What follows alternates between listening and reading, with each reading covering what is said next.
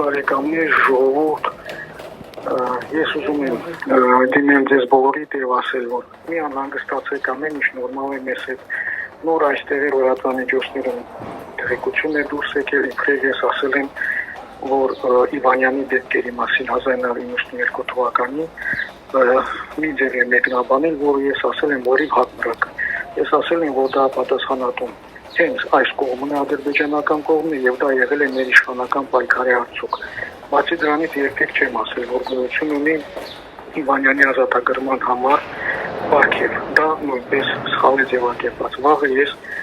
դատարանի նիստի ժամանակ դրա մասին բացատրել եմ։ Ընդհանուր առմամբ նորմալ ենք, շատ լավ են վերաբերվում, հատկապես մեկ ուսանողը, որևէ խնդիր չունենք, մի անգամ նույնիսկ վատ խոսք չեն ասել, ծուր հայացք չեն նետել մեր նկատմամբ, ինչպես նաև նորմալ է ամեն ինչ դատարանում։ Եվ ավելին, եթե նորմալ չլիներ, այսպիսի քննարկումներ չէին կանի, շատ թեժ է երբեմն անցնում, բայց միշտ քաղաքակրթության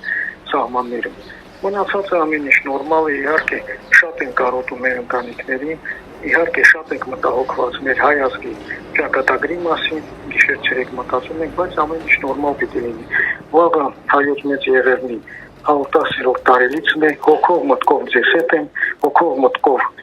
ես լինելու եմ նաև Ծեծեռնակաբերդում, լավ եղեք, պինդ եղեք, մեր մասին մի մտածեք։